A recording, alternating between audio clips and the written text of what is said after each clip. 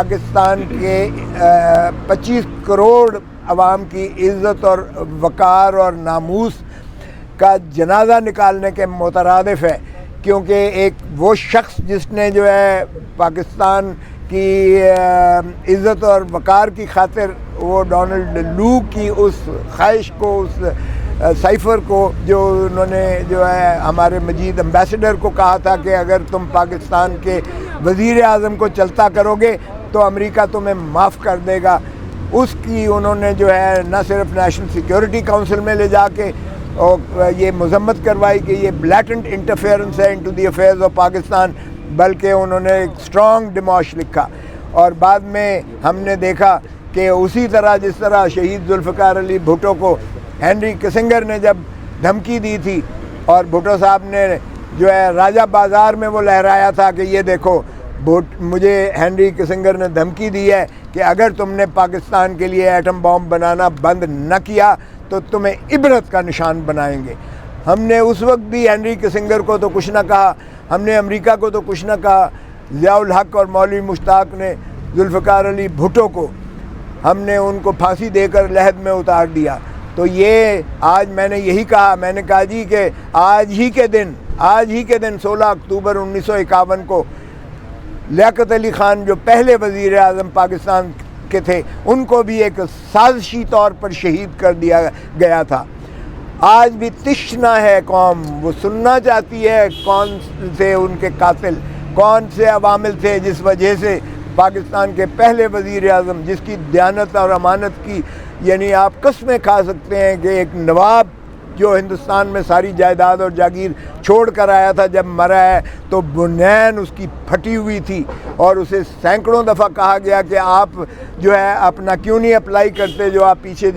جاگیریں چھوڑ کر آئے ہیں۔ تو انہوں نے کہا جب تک ایک بھی شخص جو مہاجر ہو کر آیا ہے اس کو کلیم نہیں مل جاتا میں اپلائی نہیں کروں گا۔ اور انہوں نے اپنی ساری جائیداد جو ہے وہ ایک ڈھیلا نہیں اپلائی کیا اور دیانت کا یہ عالم تھا کہ ان کی بنیاد پھٹی ہوئی تھی جب وہ مرے ہیں۔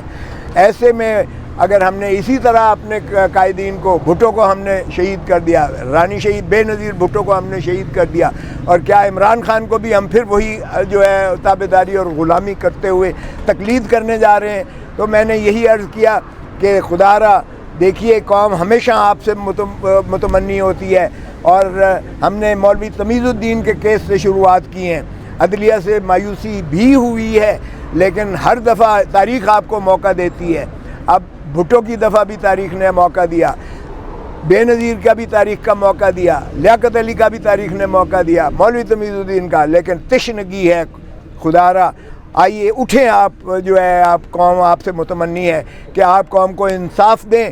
لوگوں کو بنیادی حقوق دیں، آئین پلامرداری کروائیں، کیونکہ اس وقت جو ہے سرزمین بے آئین بن چکی ہے پاکستان۔ اور پھر سائفر کے مقدمے کی میں نے انہیں ایک ایک شق پڑھ کے سنائی کہ وزیر اعظم کا یہ فرض تھا وزیر اعظم کا کہ وہ قوم کو اعتماد میں لے کہ یہ امریکہ کا ایک ڈونلڈ لو ایک اسسٹنٹ سیکرٹری جو ہے یہ دھمکی دے رہا ہے پاکستان کو۔ تو یہ انہوں نے اپنے کار سرکار کی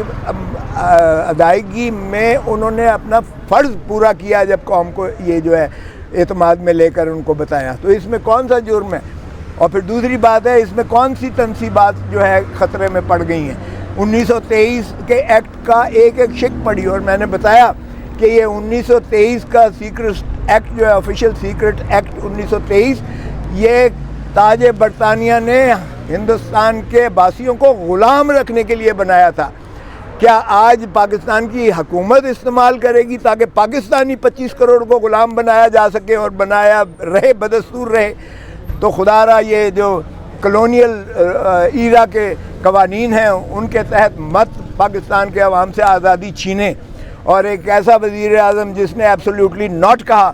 ہم اسے جو ہے پابا سلاسل پہلے ہٹا بھی دیا، تابعداری کرتے ہوئے پابا سلاسل بھی کیا، اور ایک ایک شق میں نے پڑھ کے سنائی جس کا اطلاق نہیں ہوتا کسی طور پر بھی، نہ یہ پروہیبٹڈ ایریا تھا کیونکہ یہ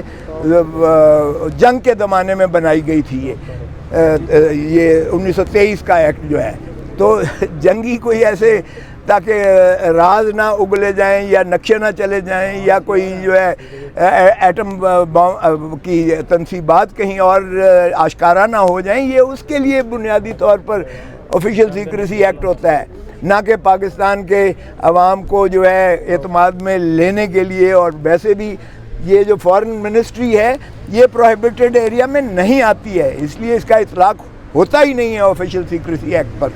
اور پرائم منسٹر کے حلف میں لکھا ہوا ہے کہ وہ اپنا جج کرے گا، باقی وزیر پرائم منسٹر کے حلف پرائم منسٹر سے اجازت لے کر کوئی چیز ڈسکلوز کر سکتے ہیں۔ سو آئین کی ایک ایک چیز میں نے ان کو پڑھ کر سنائی، پریمبل سے لے کر، جس میں جو ہے اور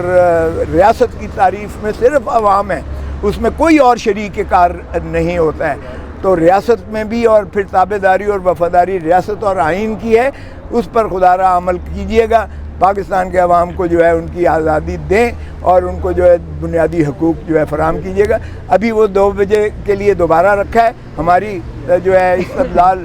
آرگومنٹس جو ہیں وہ ہم نے کنکلوڈ کر لی ہیں، وہ میں نے تحریری جواب بھی 2 بجے دے دینا ہے اور 2 بجے دوسرے فریق کو سنیں گے، اور پھر مجھے اگر رائٹ آف ریپلائی کے لیے کچھ کہنا پڑا تو میں کہوں گا۔ آپ نے کہا ریاست عوام ہے، کوئی اور نہیں ہے، آپ کو کیا لگتا ہے آپ کے اتنے دلائل کے باوجود مقدمہ بنتا نہیں، پھر بھی کون ریاست پہ قابض ہے، بننے کی کوشش کر رہا ہے؟ اور دوسرا آپ نے کہا کہ اگر عمران خان کے اوپر مقدمہ ہے تو آفیشیل سیکرٹ ایکٹ کے تحت اور لوگ بھی اس زمرے میں آنے چاہیے، وہ کون لوگوں کی طرف آپ کا اشارہ تھا جن سے آپ نے کہا کہ جواب ابھی تک نہیں مانگا گیا؟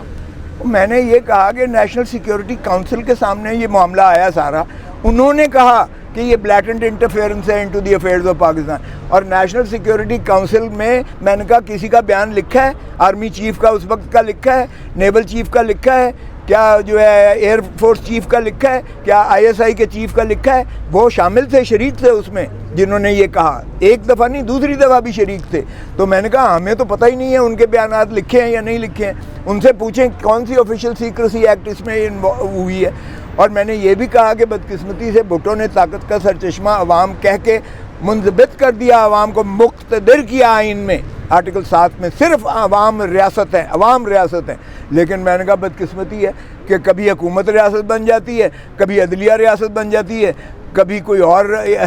جو ہے مقتدر حلقے ریاست بن جاتے ہیں، اور عوام بیچاری رل گئی ہے۔ تو عوام کے ساتھ وفاداری آرٹیکل 5 میں ہے ریاست کی۔ کوثر صاحب بتائیے گا کہ آپ کی جو پارٹی کے ایک بڑے سینئر رہنما ہیں خورشید شاہ، انہوں نے کہا ہے کہ نواز شریف کے لیے جو ریڈ کارپیٹ بچھایا جا رہا ہے وہ نون لیگ نہیں